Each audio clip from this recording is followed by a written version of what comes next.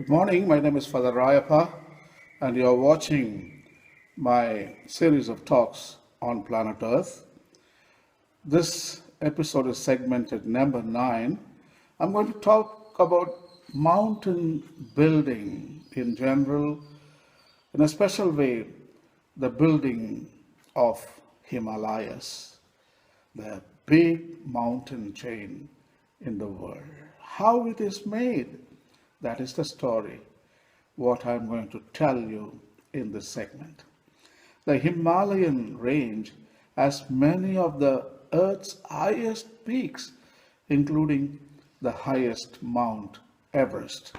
The Himalayas include over 50 mountains exceeding almost 24,000 feet in elevation, including 10 of the 14 24,000 feet peaks. By contrast, the highest peak outside Asia, Aconcagua in the Andes, is only 22,800 feet tall. The Himalayan range is one of the youngest mountain ranges on the planet and consists of mostly of uplifted sedimentary and metamorphic rock. According to the modern theory of plate tectonics, its formation is a result of a continental collision or orogeny along the convergent boundary between the Indo-Australian plate and the Eurasian plate. The Arakan-Yoma Islands in Myanmar and the Andaman and Nicobar Islands in the Bay of Bengal were also formed as a result of this collision.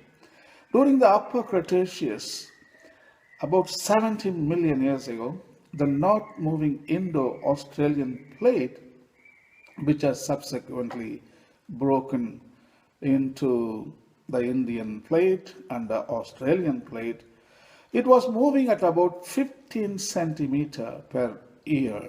About 50 million years ago, this fast-moving Indo-Australian plate had completely closed the Tethys Ocean, the existence of which has been determined by sedimentary rocks settled on the ocean floor and the volcanoes that fringed its edges. Since both plates were composed of low-density continental crust, they were thrust faulted and folded into mountain ranges rather than subducting into the mantle along an oceanic trench. An often cited fact used to illustrate this process is that the summit of Mount Everest is made of marine limestone from this ancient ocean. Today, the Indian plate continues to be driven horizontally at the Tibetan plateau, which forces the plateau to continue to move upwards.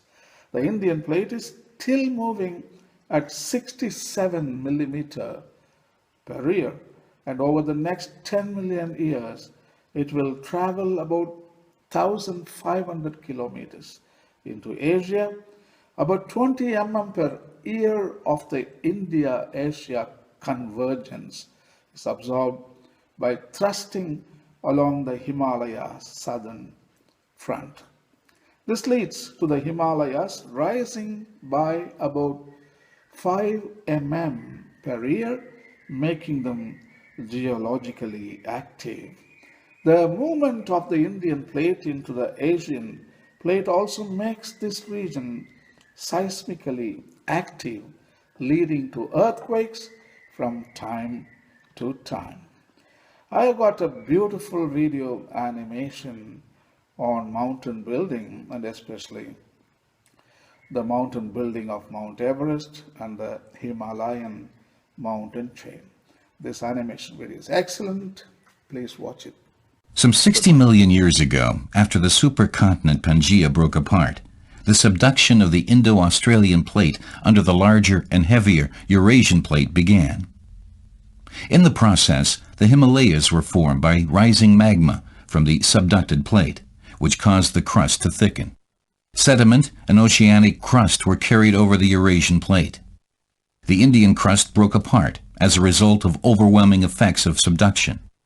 Further collisions of the plates led to an overlaying of sediment and the Indian crust. This process is ongoing. It is believed that the Himalayas will grow by another 5,000 meters over the next million years, although erosion will take its toll.